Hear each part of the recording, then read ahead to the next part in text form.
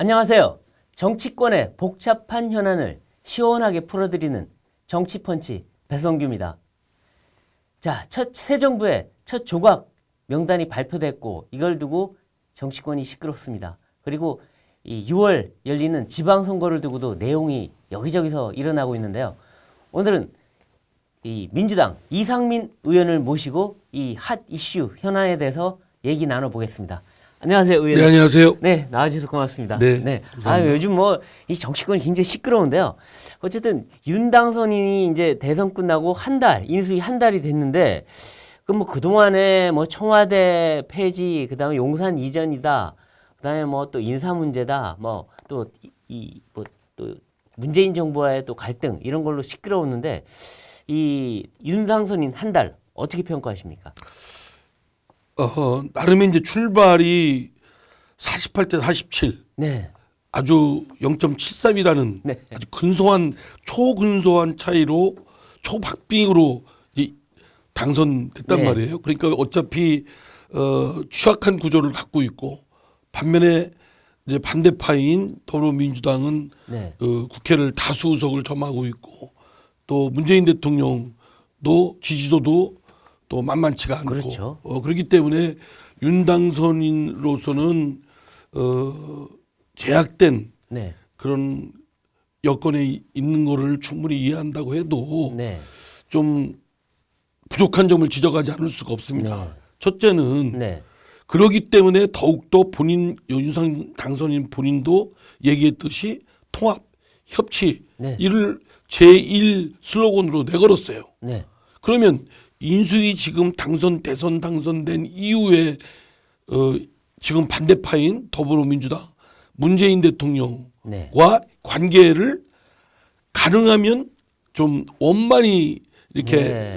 하는 협력 관계로 만드는데 네. 본인의 정치력을 발휘를 해야 되는데 네. 오히려 그러기보다는 무시하거나 아니면 일방으로 밀어붙이거나 네. 이런 것들이 보였어요. 청와대 대통령 집무실을 용산으로 이전하는 문제에 있어서도 네. 문재인 대통령 청와대와 갈등을 네. 빚었죠. 삐걱거렸고 또 더불어민주당에 대해서는 한 번도 대통령 당선인이 네. 사실은 지도부를 찾아가서 이렇게 환담도 할 수 있고 네. 또 이렇게 만나서 서로 간에 덕담도 나누면서 좀 협조도 구하고 네. 이럴 텐데 그런 것이 전혀 보이지가 않았어요. 아, 그렇죠. 그럼 이제 밥도 같이 먹겠다는데 그 모습이 안 보이네요. 그게 전혀 없지 않습니까? 네, 당선인이. 네. 그리고 박근혜 대통령은 내일 오늘인가요? 네. 오늘이군요. 12일 날 만난다. 예, 네. 12일 날 대구에 가서 네.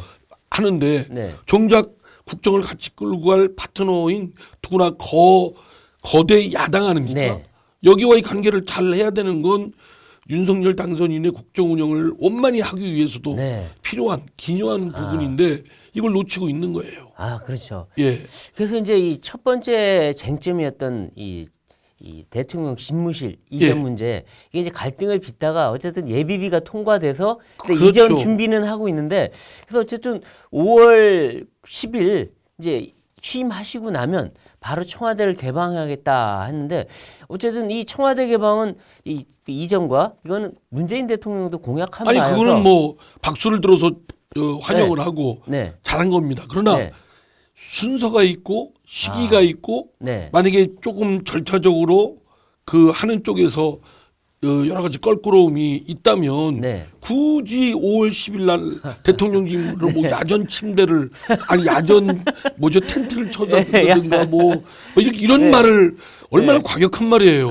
예. 대통령 집무실을 있으면 이사 가기 전에 네. 거기 전에 살던 사람이 아직 방을 못 빼고 있으면 네. 딴 데서 좀 살다가 그러다가 좀 늦게 들어가서 좀 네. 있다가 자기가 새로 다른 데를 마련한다면 그렇게 가는 것이 네. 순리에 맞고 한데 네. 그런 거조차도 딱 며칠 날 나는 청와대는 못 들어가고 용산에 네. 반드시 대통령 집무실 마련하고 굳이 그렇게 일을 꼭 그렇게 많으냐 이게 지금 대통령 집무실 때문이니까 네. 이 정도지. 네. 국정을 이런 식으로 끌고 가면 네. 그 파열음과 갈등은 골이 깊어지죠. 아, 그러니까 너무 시간이나 얽매이 뭐 공약 여기 얽매이지 말고 좀 유연하게 예. 가야 된다. 그리고 또 하나가 이제 그 윤석열 당선인 측의 그 인수위. 네. 인수위도 좀 세련되지만 못했어요. 아. 경우에 따라서는 네. 마치 자기들이 전권을 쥐고 있는 것처럼 네. 인수위는 준비하는 기구잖아요. 그렇죠. 그렇기 때문에 소리 없이 국정의 현황이 어떤 건지 네. 그리고 자기들이 공약이나 앞으로 국정을 끌고 갈 때 어떻게 되는지를 소리 없이 그림잡처럼 해야 되는데 네. 거기도 뭐 저희 좀 개인적 공명심이 있어서 그런지 나서길 좋아하고 아, 그렇죠. 개 중에는 네. 그리고 막 국회 권한에 대해서도 뭐 입법을 하겠다. 네. 입법은 국회가 하는 거지 인수위가 하는 거 아니지 않습니까? 네. 그래서 괜한 파열음을 일으키고 네. 또는 법무장관이 이견을 제시했다고 해서 법무부의 보고를 안 받겠다. 아. 그러면 굉장히 옹졸하고 졸렬하게 보이잖아요. 아, 네. 예. 그러니까 그런 태도는 네. 점령군이다라는 소리를 듣지 않게끔 경계를 해야 되는데 네. 좀 그런 것들이 아. 앞으로 국정 운영하는데 네. 이게 저런 식으로 앞으로 하겠다는 건가 걱정이 됩니다. 아, 그렇죠. 아무래도 뭐 또 이 민주당의 또 원로시기 때문에 그런 걱정들을 아마 뭐 윤 당선인한테도 좀 전달하는 뭐 통로가 있었으면 좋긴 하겠네요. 그래서 제가 윤 당선인도 뭐 개인적으로 그렇게 뭐 모르는 분은 아니고 네. 하는 분이나 이런 거를 방송을 통해서도 네. 좀 여러 차례 말씀을 드렸고 네. 또 이재호 그 국민의힘의 고문께서도 네. 여러 차례 방송에서도 얘기를 했는데 그게 잘 전달이 안 되는 건지 귀 막고 있는지 좀 만나서 좀 얘기를 진지하게 좀 드리고 싶어요. 네. 좀 국정 운영을 네. 어쨌든 여야 간에 정파 간에 파열음이 나면 네. 골병되는 건 국민뿐입니다. 그렇죠. 그렇죠. 예, 그러니까 네. 국민 중심이고 네. 뭐 민생 우선이고 뭐 이랬다면 네. 그 특히 윤석열 당선인이 대통령 됐을 때 윤석열 정부가 국정 운영을 잘 끌고 가기 위해서도 네. 야당도 그냥 야당이 아니잖아요. 그렇죠. 큰 거대 야당이요. 야당이죠. 네. 여기와의 관계를 잘해야죠. 네, 그렇죠. 예. 그리고 이제 그 최근에 인사가 이제 발표되고 있는데 한덕수 총리 후보자 이어서 이제 어제 예. 뭐 추경호 부총리 등 8명이 발표가 됐는데 자, 뭐 조금 미흡한 점도 있을 거고 또 뭐 또 전문성 위주의 또 뭐 인사라는 얘기도 있고 한데 전체적으로는 어떻게 평가하십니까? 이제 윤석열 당선인은 그 국무총리 후보 네. 또 장관 후보에 발표하면서 무엇보다 네. 그 능력을 보고 했다. 네. 그리고 어떤 기자가 뭐 남녀 할당이라든지 네. 지역적 이런 안배. 할당이나 이런 거는 네. 안 한 것 같다. 네. 그러니까 그런 건 뭐 개의치 않는다. 네. 왜냐하면 능력이 우선이고 네. 그리고 뭐 자연스럽게 나중에 균형 맞춰지지 않겠냐. 네. 저는 그거를 보고 물론 능력 중심 좋습니다. 네. 좋은데 그래도 우리가 국무위원들, 네. 국무총리 네. 이건 정치적 상징성이 있는 거거든요. 네. 특히 윤석열 당선인도 얘기했듯이 정치적 양극화가 극심하기 때문에 네. 이를 연성화시키려면 좀 그래서 통합으로 가기 위한 걸 하려면 결국은 할당이나 배분을 할 수밖에 없어요. 아. 그건 정치적 의미를 갖고 있기 때문에 네. 세대 간의 갈등이라든가 남녀 갈등이라든가 지역 간의 갈등이라든가 이번에도 저 대통령 선거의 표 보면 영남과 호남이 극도로 나눠져 있지 그렇죠. 않습니까? 맞습니다. 그러니까 어쨌든 지역적 갈등이 골이 깊은 부분이 있기 때문에 네. 그걸 안 할 수가 없어요. 근데 네. 지금도 보면 영남이 거의 대부분이고 호남은 없고 네. 그리고 남성 중심이고 네. 그리고 60대 네. 그러니까 도대체 윤석열 당선인이 하는 건 능력 중심이라고만 보면 글쎄 그러면 정치적으로 이런 통합이나 네. 또 세대 간의 갈등이나 또 여러 가지 그런 골이 패여진 갈등 관계를 어떻게 메꾸겠다는 건지에 네. 대한 점에서는 좀 회의가 드는 거죠. 아, 그렇죠. 그런 예. 면이 있죠. 그래서 앞으로는 2차 인선할 때는 네. 지금까지 역대 정권에서 지역적 남녀 네. 세대 네. 이걸 했던 이유는 그 이유가 있어서 그런 겁니다. 다 이유가 있죠. 예. 있기는. 네. 이유가 있어서 그거 뭐 자기 주변 사람만 하고 싶은 생각이 왜 안 들겠어요. 네. 그럼에도 불구하고 반대파에서도 네. 또는 그 다른 지역에서도 네. 그리고 자기와는 인연이 없는 사람들 중에서도 네. 이렇게 발탁을 해서 네. 그런 노력을 기울여야죠. 아. 그래서 저런 사람까지 저 장관으로 임명을 후보자로 내세우네. 네. 그러면 야당 쪽에서 공격하고 싶어도 공격하기가 더 어렵지 않겠습니까? 네. 그래서 이제 민주당에서는 뭐 한덕수 총리부터 이제 비판을 하고 예. 송곳 검증을 하겠다 하고 있는데 이 한덕수 이 후보자 같은 경우에는 뭐 로펌에서 받은 돈 뭐 이런 것들 그다음에 과거 집 임대 이런 게 논란이 되고 있는데 이것만 갖고 낙마를 시킨다는 건 조금 좀 너무 강한 말 아닌가 우리 싶은데. 더불어민주당도 사실 초대 총리 후보를 낙마시키는 건 부담이 되죠. 네. 예, 사실은 웬만하면 네. 윤석열 정부가 잘 출범될 수 있도록 좀 협조를 네. 해야 되고 그런 것이 깔려 있는 건 사실입니다. 뭐 네. 송록 검증은 당연히 야당이니까 네. 철저히 하되 네. 낙마 여부는 이제 인사청문회를 보면서 네. 이제 차후 결정을 해야 될 거고 네. 궁극적으로는 이제 뭐 당론으로 정하기보다는 의원들의 개별적인 그런 아. 양식과 기준에 의해서 하는데 네. 다만 이제 저는 한덕수 총리를 후보를 지명했을 때 네. 내심 환영했습니다. 네. 그분은 이제 제가 초선이었던 17대 국회 때 네. 그 참여정부의 그 재경부 장관 경제부총리였고 그렇죠. 네. 또 가까이서 보니까 인품도 네. 훌륭하시고 네. 또 능력도 있고 네. 그 이후 뭐 이명박 정부에도 그런 그렇죠. 능력이 인정돼서 주미대사로 또 다른 경험을 맞습니다. 쌓았고 네. 다음에 박근혜 정부 때 무역협회장도 그렇죠. 해서 민간 부분에서도 했고 그렇죠. 그래서 뭐 두루 경륜도 많이 쌓이고 네. 물론 최근의 인물은 아니다. 네. 좀 뭐 오래된 인물이다. 뭐 이런 네. 비판은 있지만 네. 그렇다고 해도 또 경륜이 있기 때문에 네. 또 여러 가지 통합적 인품에서 네. 인품이나 또 참을성이나 뭐 이런 걸 보면 야당의 여러 가지 하여튼 좀 거센 공격이 있어도 잘 흡수하고 네. 또 협치에 적극 나설 거다 기대가 됐습니다. 네. 이제 다만 이제 요 근래 문제되고 있는 로펌 네. 또는 뭐 부동산의 임대 문제 네. 이런 거는 본인이 네. 인사청문회 때 좀 소상히 네. 그 배경을 설명을 아. 하고 경위를 설명을 좀 객관적으로 네. 좀 하면 저는 뭐 좀 여러 가지 판단이 있을 것이라고 생각됩니다. 아, 그렇군요. 근데 이제 민주당에서 이 문재인 정부 때 얘기했던 7대 인사 기준 이거를 반드시 관철시키겠다 했는데 사실 문재인 정부도 못 지켰거든요, 그거를. 그리고 조국 전 장관까지 나서 나한테 들이댄 칼 똑같이 들이대라 막 이렇게 강하게 얘기하는데 이건 좀 너무 강하게 나오는 거 아닌가 싶은 생각도 들어요. 이렇게 이제 7대 기준은 사실은 이제 고위공직자라면 네. 그 정도는 네. 좀 갖춰야 되지 않냐. 네. 그래서 문재인 정부도 아주 엄격하게 좀 해야 되겠다라고 네. 했는데 사실은 봤더니 그런 인물에 충족하는 인물이 많지가 않고 그렇죠. 좀 힘들죠. 또 검증도 해도 네. 나중에 또 밝혀져 가지고 네. 뭐 그 위장 전입 네. 또는 뭐 표절, 논문 네. 표절 이런 것들은 뭐 거의 다 그 전 정권부터 그냥 다반사 그렇죠. 굉장히 안 많이 하면 나왔었죠. 네. 저 이상할 정도의 일이 됐지 않았습니까? 그래서 이제 뭐 문재인 정부에서도 상당 부분 못 지켜서 네. 이거 임명한 사례가 있는 건 네. 뭐 송구스럽게 생각을 합니다. 네.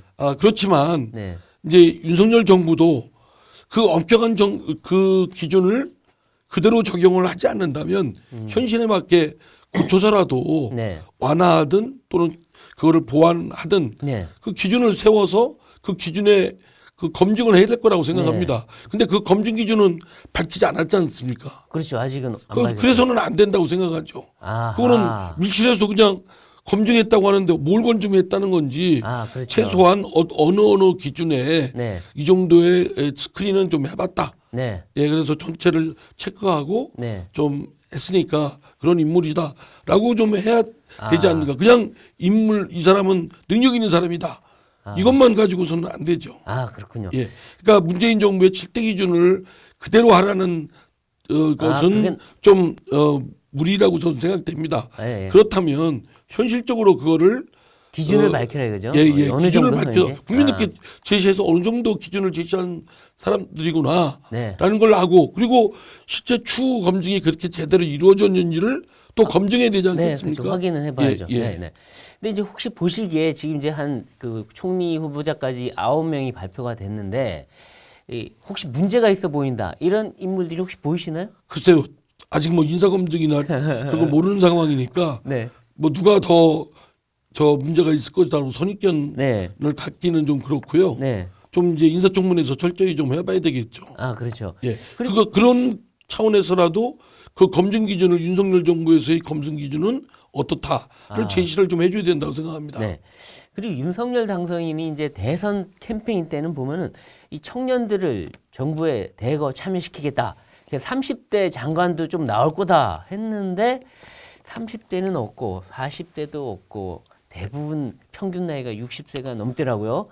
그래서 이것 때문에 참신한 인물 또는 젊은 인물이 없는 거 아니냐 이런 얘기도 하는데 어떻게 평가하십니까? 뭐 적절한 지적이고요. 다만 인물을 구하기가 쉽지 않았을 겁니다. 왜냐하면 네. 다른 선진국들은 뭐 40대 총리도 있고 네. 30대 총리도 있고 또 장관도 있고 네. 있지 않습니까? 근데 그 인물이 갑자기 뭐 트레이닝 그렇죠. 연수 숙련이 안 돼가지고 뿅하고 나타나진 나타난 않아요. 게 아니고 네. 이미 중학교 고등학교 때부터 이 사람은 정치적 활동을 했던 네. 그래서 자기가 앞으로 고위공직자 네. 또는 정치인이 되겠다라고 네. 마음을 먹고 자기 관리하고 트레이닝을 받았던 사람들입니다. 네. 이미 정당에서 여러 가지 그 훈련도 돼 있고 그렇죠. 그런 사람들이 여러 가지 축적이 돼서 네. 30대 40대 장관도 하고 네. 또 저 이렇게 총리도 하고 뭐 이러는 거죠. 그렇죠. 또 대통령도 나서고 네. 그런데 우리는 그런 거 훈련도 안 돼 있고 게다가 30대 나이만 보고 네.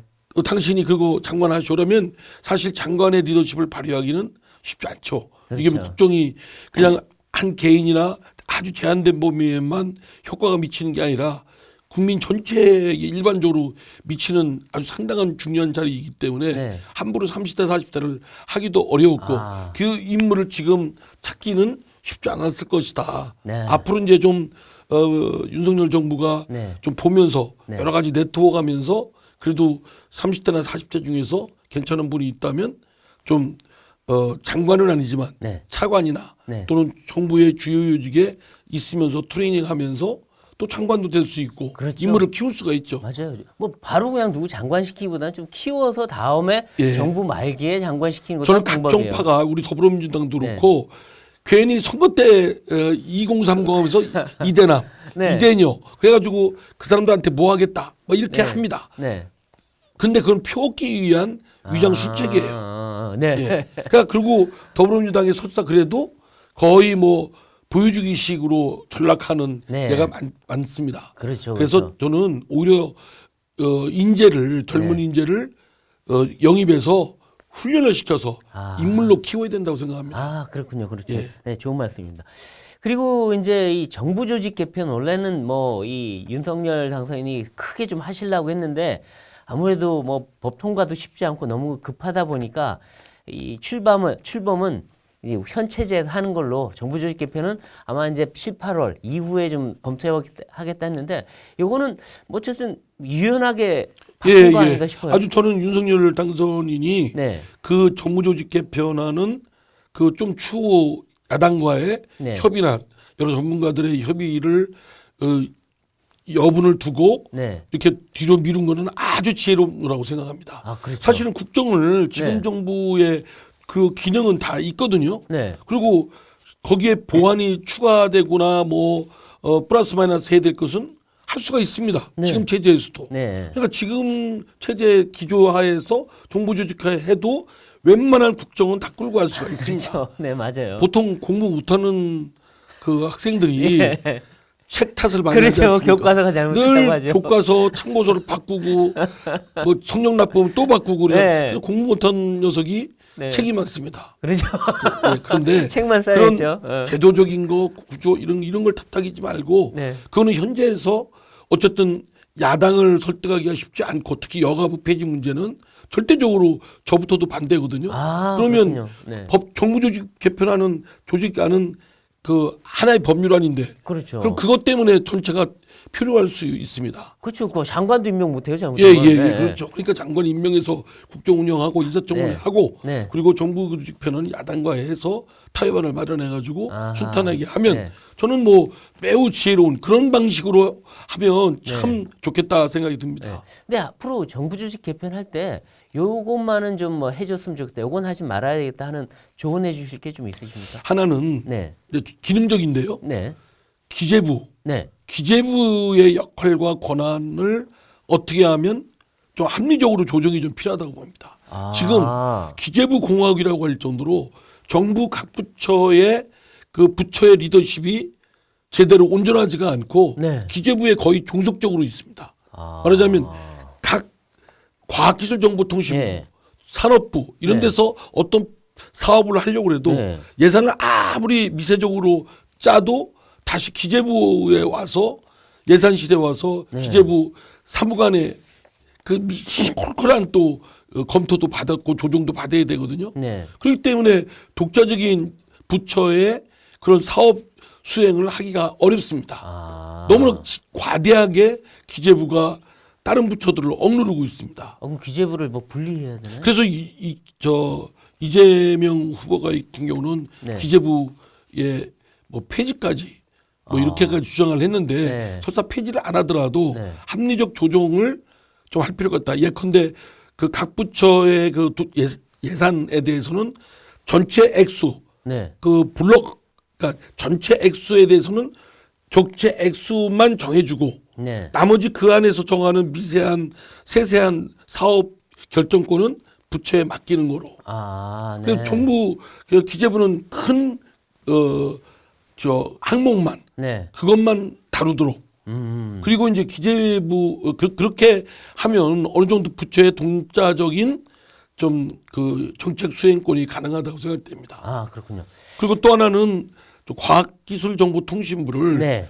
여기는 사실은 씨를 뿌리는 곳이거든요. 네. 그렇죠. 씨를 뿌리고 물을 주고 거름 주고 인내심 갖고 기다려야 됩니다. 그렇죠. 4차 산업혁명 시대에 지금 굉장히 중요한 역할을 해야 돼요. 그렇습니다. 지금. 그러려면 R&D 네. 연구개발을 기다려주고 인내심 갖고 시행착오도 기다려주고 네.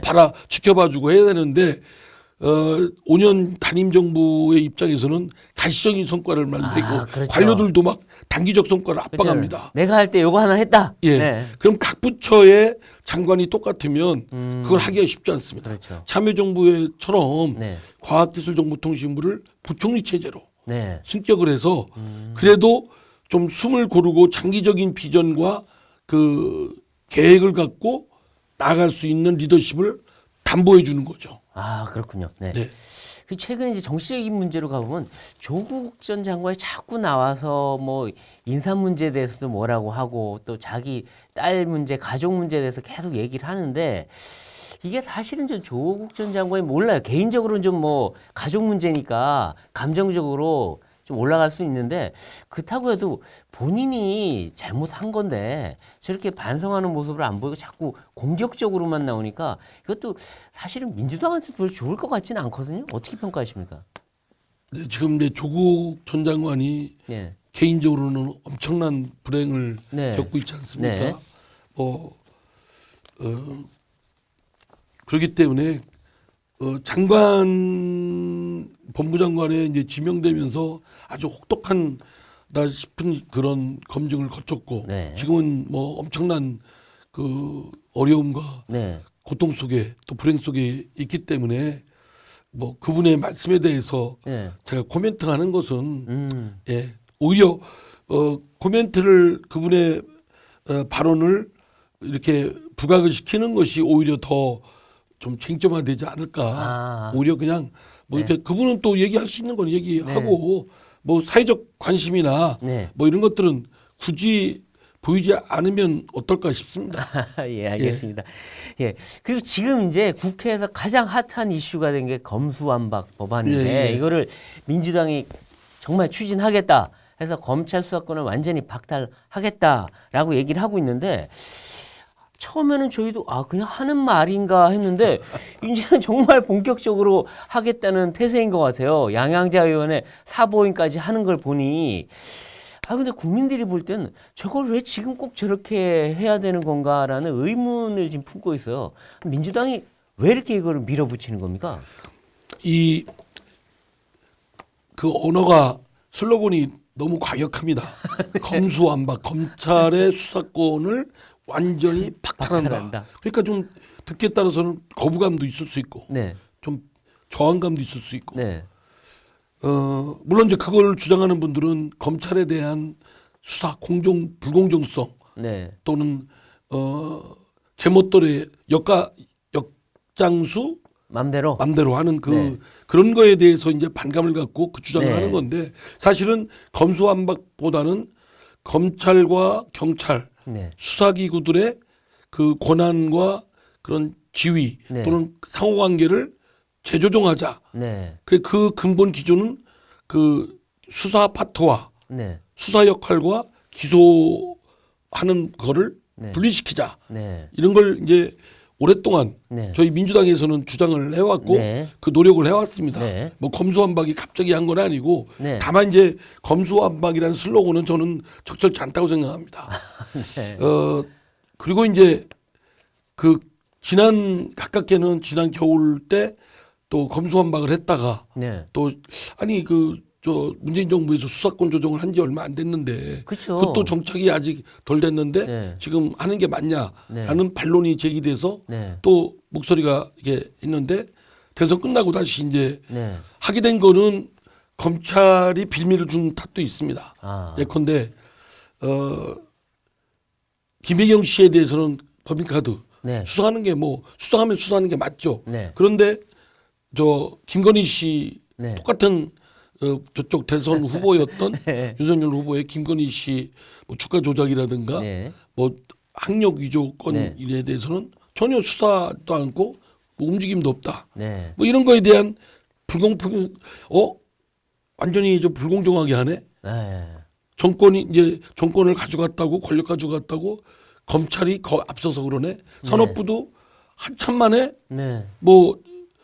무슨 블랙리스트인가 뭔가 그렇죠. 뭐 조사를 하네. 네. 뭐 이런 것들에 대한 사실은 피해 의식과 위협감을 느끼는 거죠. 아. 그러니까 우리 그렇군요. 당의 지지자들이 네. 엄청나게 문자 폭탄을 보냅니다. 아. 저뿐만 아니고 전 국회의원들한테 압박을 하고요. 아. 이번에 만약에 이제 검찰의 수사권을 박탈하는 법안을 네. 그 문재인 대통령 임기 내에 하지 못하면 네. 저 윤석열 정부가 들었으면 거부권 행사할 테고 네. 영원히 그러면 안 된다. 아. 그러니까 이참에 네. 다소 좀 거칠더라도 해야 네. 검찰 개혁을 완수할 수 있다. 뭐 네. 이런 논리인데 네. 어쨌든 한편에서는 국민적 공감대를 구축하는 데는 아직은 설익었다는 네. 점은 저도 인정합니다. 네. 네. 많은 분들이 왜 도대체 뭐야 검수완박이 그리고 왜 하는 거야 지금? 네. 심지어는 캥기는 거 있어? 뭐 이렇게 이야기하는 분들도 그러니까 있고요. 많은 분들이 혹시나 문재인 정권에 어떤 쌓였던 숨어있던 비리 또는 이 이재명 후보에 그동안 나왔던 온갖 의혹들 이것들 수사 못하게 하려고 그런 거 아니냐 결국 예. 방탄용 아니냐 이런 얘기를 해요 또. 예, 그 얘기를 저도 듣고 그래서 사실은 그 전부터 주장을 해왔던 건데 네. 그리고 검사라는 제도는 원래 네. 법치국가의 대리인이라는 말이 있듯이 네. 네. 인권 보장을 위한 제도로서 출범하게 된 겁니다. 아, 네, 그렇죠. 원래. 네. 그러니까 검사가 수사를 위한 기구로보다는 네. 인권 보장, 그러니까 네. 경찰의 수사권, 수사기구의 네. 수사를 오남용이 있기 때문에 이를 법률적으로 무장된 네. 인물이 인권 보장을 하기 위한 거로 출범을 했는데 이게 이제 전체주의나 나치, 그다음 군국주의를 거치면서 권한이 집중이 됐죠. 아. 그리고 그러다 보니까 세계에서 제일 집중된 오늘날의 검찰이 됐고 네. 이제 수사권을 조정을 하면서 이제 검찰이 모든 수사를 할 수 있는 것은 아니고 네. 6대 범죄에 한해서만 수사할 수 있도록 네. 그리고 경찰은 6대 범죄든 일반 다른 범죄든 다 할 수 있고 네. 그러니까 사실은 6대 범죄를 검찰이 수사를 못하게 하더라도 네.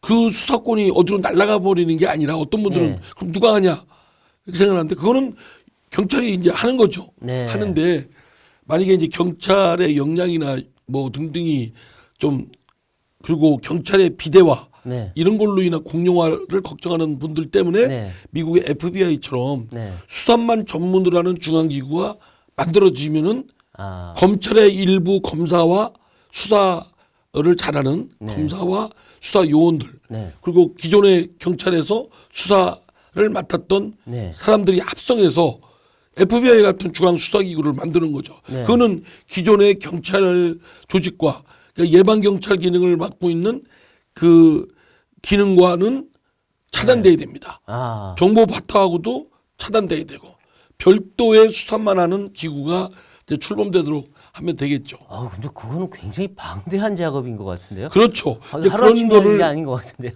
예, 이제 그런 거를 사실은 이제 제가 볼 때는 그 지금의 국민의힘의 그 권선동 네. 저 지금 원내대표죠. 네. 또 뭐 구체적인 내용은 조금 다를지언정 기본적인 기조는 그런 시각을 갖고 있습니다. 그러면 저는 네. 여야 간의 타협의 여지가 있다고 봅니다. 아, 네. 그래서 지금이라도 네. 여야 간의 원내대표끼리 좀 진솔하게 얘기를 해서 네. 검찰 개혁을 어느 정도 진전시키고 네. 그리고 검찰이 너무 초집중되어 있는 거를 좀 분화해서 네. 제대로 합리적인 기구로 만들고 네. 그리고 그렇게 수사기구를 일정하게 국민을 위한 오남용이 되지 않도록 네. 통제하는 네. 그런 설계를 한번 해보자. 네. 전문가들하고 네. 같이 이렇게 합의를 이루면 네. 지금 뭐 이렇게 막 더불어민주당에서 막 밀어붙이듯이 네. 이거는 또 좀 슬로우 이렇게 갈 수 있을 것이다라는 생각이 듭니다. 네, 그렇죠. 한번 그러니까 여야 간의 원내대표끼리 서로 공방만 하지 말고 네. 진지하게 한번 의논을 좀 얘기해보라. 했으면 좋겠어요. 아, 네. 가능하다고 봅니다. 네. 근데 이제 작년에 보면 검사와 완박을 한번 또 추진했었어요. 그러다 네. 보니까 윤석열 전 총장이 총장 사퇴하고 나왔잖아요. 그러나 대통령이 됐어요.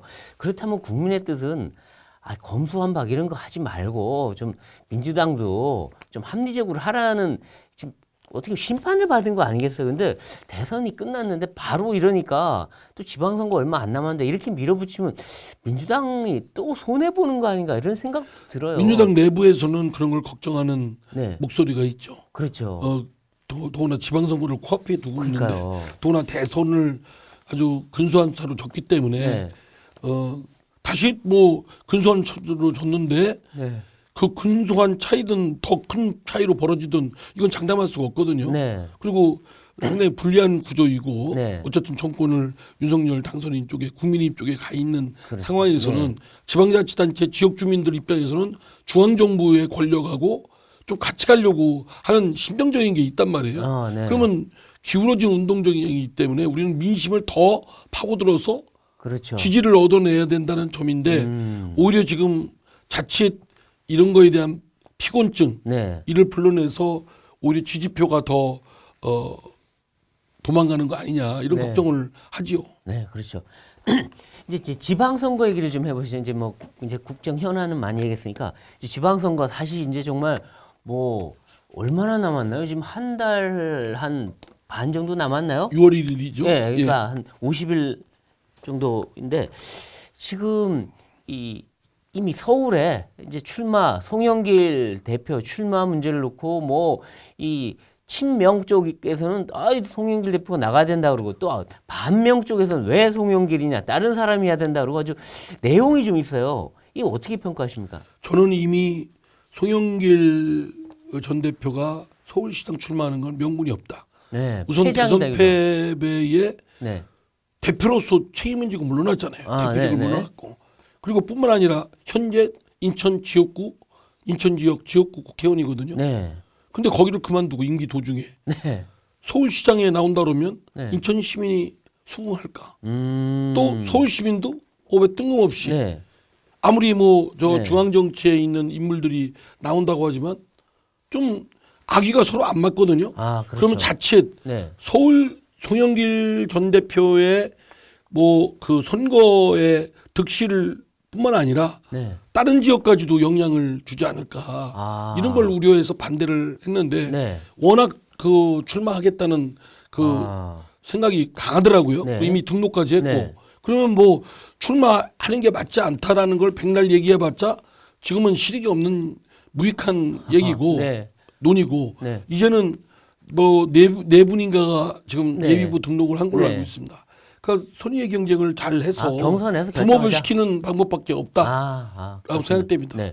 근데 이제 일각에서는 이런 송영길 대표 출마 이런 걸 놓고서 이 이재명 후보의 마음이 그러니까 이심이 작용한 거 아니냐 이런 얘기를 하는데 그러면서 뭐 송영길 대표 지역구나 이런 곳에 이재명 후보가 출마할 수 있다 보궐선거에 아니면 이 지방선거를 뭐 이 선대위원장이나 이런 걸로 진두지휘할 수 있다 이런 얘기가 나오는데 가능성이 있는 얘기입니까?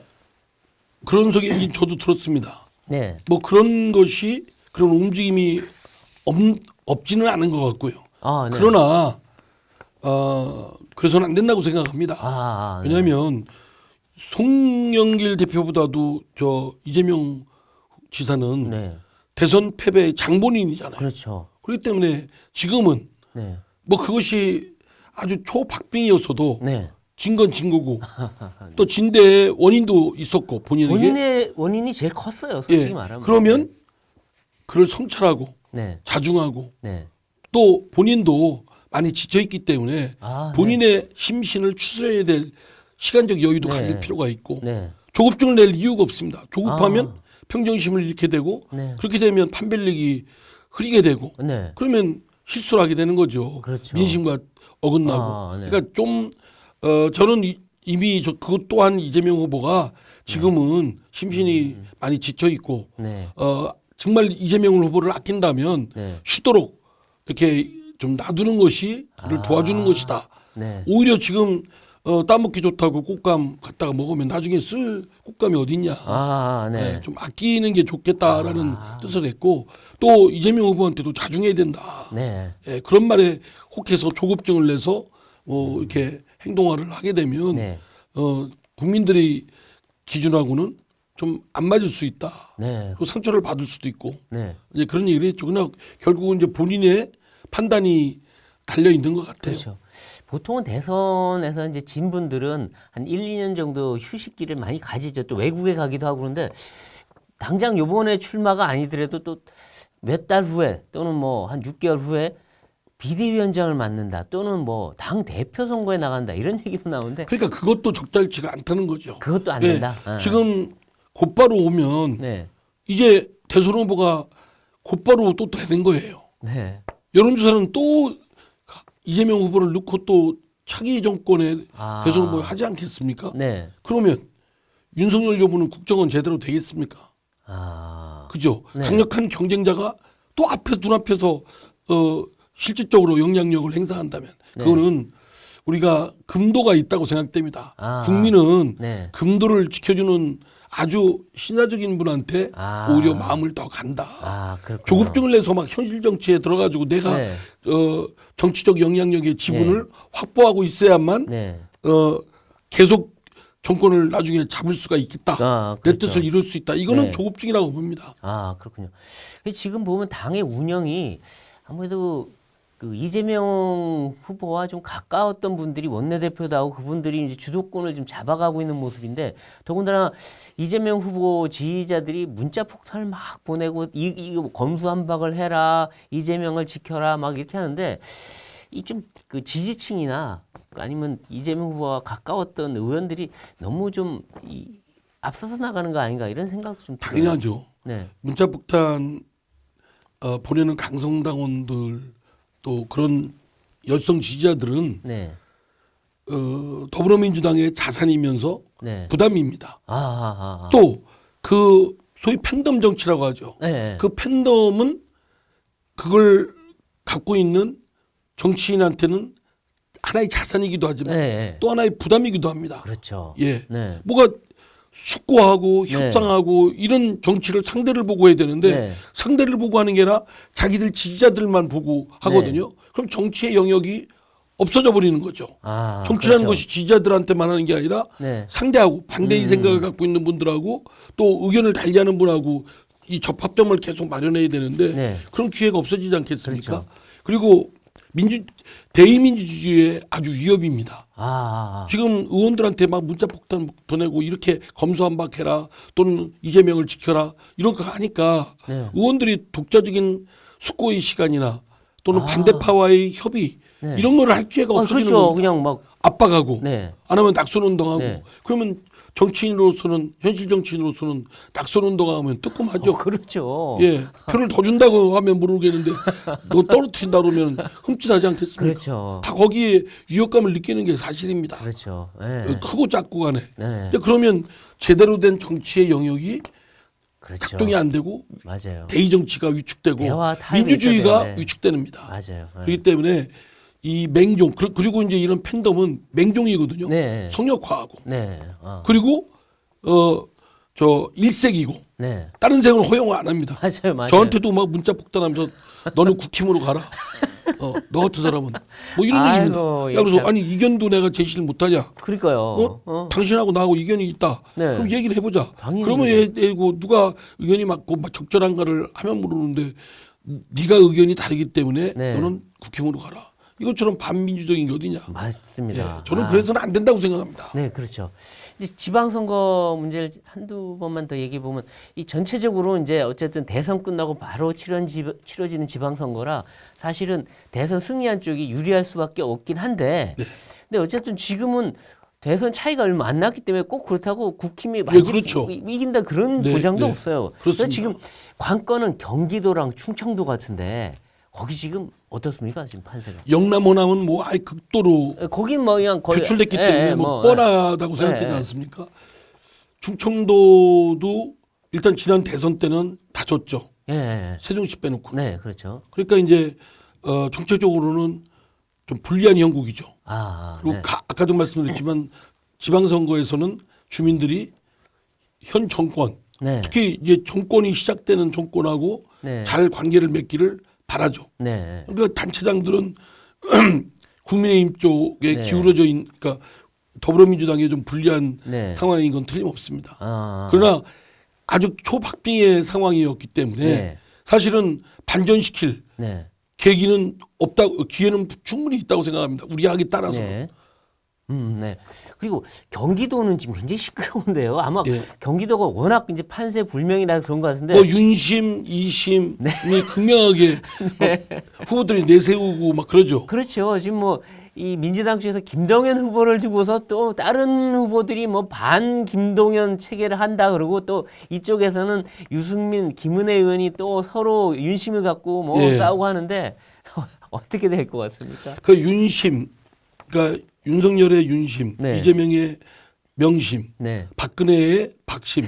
이건 진짜 낙후된 정치 행태, 아하. 구태 정치입니다. 네. 이걸 얘기하는 정치인들도 네. 나는 뭐 이재명을 지키기 위해서 나는 이재명하고 영향력을 받고 있다 이런 걸 내세우면서 표들려는 사람들은 네. 진짜 아주 저급한 정치인들이라고 합니다. 구태 또 정치다 이거죠. 윤석열의 나는 윤심의 그 격려를 네. 받았다, 지원을 받는다 네. 이런 정치인들도 네. 그리고 대구에서도 박심의 나 이런 걸 내세우는 사람들은 네. 전 그래서 박근혜 대통령이 그 유영아 변호사 네. 예, 유영한 이제 대구시장 후보의 그 후원회장을 맡은 건 매우 지혜롭지 못한 처사라고 생각합니다. 아, 그렇군요. 아니 네. 지금 사면받은 지도 얼마 안 됐고 그렇죠. 탄핵받은 대통령이고 그러면 좀 근신하고 자중해야죠. 아, 그렇죠. 참. 그리고 이제 그 지금 가장 논란되는 것 중에 또 하나가 뭐 김혜경 씨 법카 수사를 시작했다. 뭐 그거 갖고 이제 이재명 죽이기냐 막 하는데 이 이재명 후보의 각종 그 대장동 의혹이나 뭐 성남 FC나 이미 나온 것들이 있어요. 근데 그거 수사가 과연 정치 보복이냐 아니냐 어떻게 보십니까? 참 국민들은 또 의혹을 갖고 있어요. 또. 예, 일반적 기준에서 네. 수사를 발동할 정도의 객관적 혐의, 네.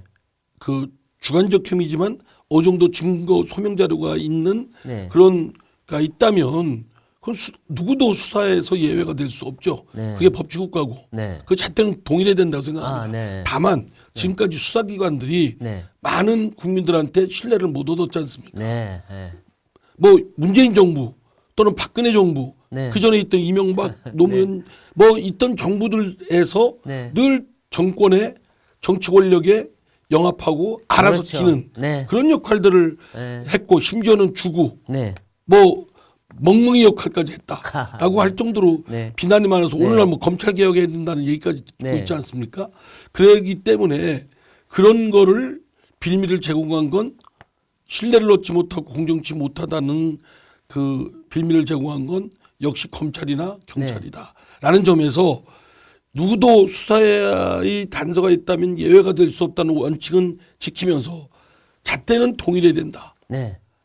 전이든 뒤든 네. 또는 사람들 사이의 형평성이든 동일한 잣대로 이렇게 곧바로 적용을 같이 해야지. 그렇다면 뭐 누가 뭐 시비 걸 사람은 없겠죠. 근데 그렇군요. 달리 적용하거나 할 경우에는 정치적 의도가 있구나. 정치적 경쟁자를 치기 위한 거다. 이런 의심을 상인 당연히 갖는 건 오히려 자연스러운 모습 아니겠습니까? 그렇기 그렇죠. 때문에 그런 거를 경계하고 일반 원칙에 따라서 일반 준칙에 따라서 동일한 잣대로 하면 누가 뭐라고 하겠습니까? 그렇죠. 네. 이제 개인적인 얘기 마지막으로 여쭤볼게요.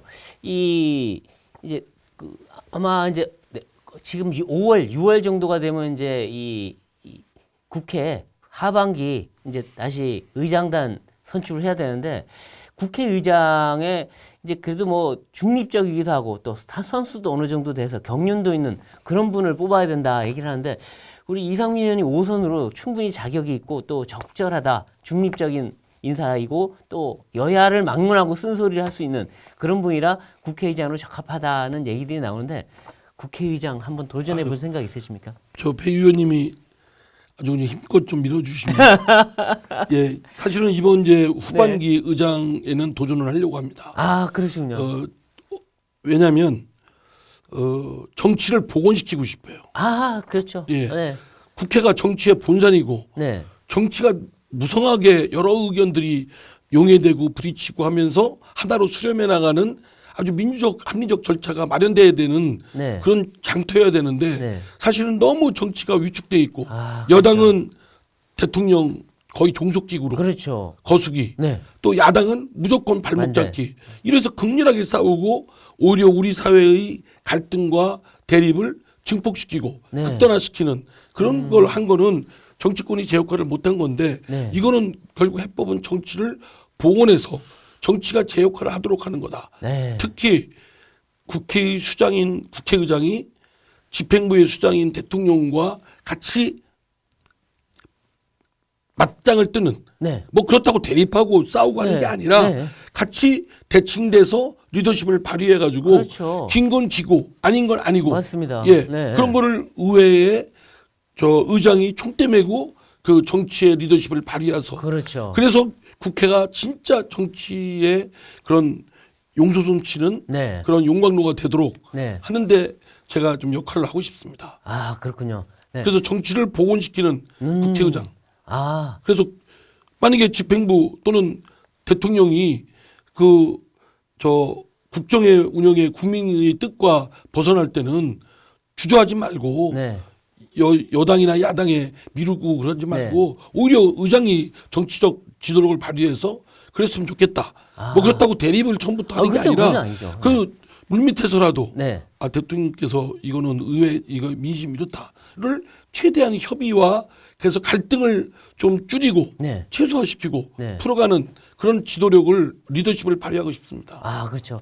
그래서 하여튼 우리 의원님께서 새로운 의장상 그리고 책임지고 이끌어가는 의회를 이끌어가는 그런 의장상을 한번 만들어 보시면 저희도 기대를 갖고 볼 수 있을 것 같습니다. 그리고 이제 또 하나의 다른 것이 뭐냐면 어느 조직이고 사람이 경쟁력 아닙니까? 그 조직에. 그렇죠. 국회도 마찬가지입니다. 의원들의 한 분 한 분의 경쟁력. 그런데 그 한 분 한 분의 경력은 국내적인 시각에서의 경쟁력이 아니라 글로벌적 시각에서 이제 대한민국은 중견 국가로서 글로벌 리더십을 발휘해야 되는 거고 그거는 산업 분야, 사회 분야, 뭐 일반 어느 분야도 그렇지만 정치 분야도 다른 선진국들의 정치인들과 경쟁하고 그리고 글로벌 리더십을 발휘해서 인류적 책무를 수행해야 될 그런 나라이거든요. 그럼 정치인들이 글로벌적 역량을 구축해야죠. 그래서 저는 의원들한테 그냥 국내적인 문제에서만 머무르고 뭐 동네 지역 예산을 얼마 땄니 이런 게 아니라 미국의 국회의원들, 네. 중국, 러시아, 일본 또는 독일, 프랑스의 국회의원들하고 서로 또 중동의 동남아시아의 국회의원들하고 교류하고 네. 네트워크를 구축해서 네. 그 의원 외교를 실질적으로 구축하는 네. 그리고 경쟁력을 갖춘 글로벌 정치 지도자로 네. 좀 이렇게 하는데 국회 역량을 집중하고 싶습니다. 아, 네. 하여튼 기대가 됩니다. 네, 감사합니다. 오늘. 네. 자, 윤석열 정부가 조만간 이제 출범하게 될 텐데 인사에서도 정책에서도 새로운 모습을 보여주게 될까요? 그리고 민주당은 과거와 같은 발목 잡기식 야당이 아니라 새로운 야당의 리더십을 또 보여줄 수 있을까요? 그 결과는 6월 지방선거에서 아마 국민들이 평가하게 될 것 같습니다. 오늘 정치펀치는 여기까지입니다. 나와주신 이상민 의원님 감사드립니다. 네, 감사합니다. 저희는 다음 시간에 더 화끈한 펀치로 찾아뵙겠습니다. 고맙습니다.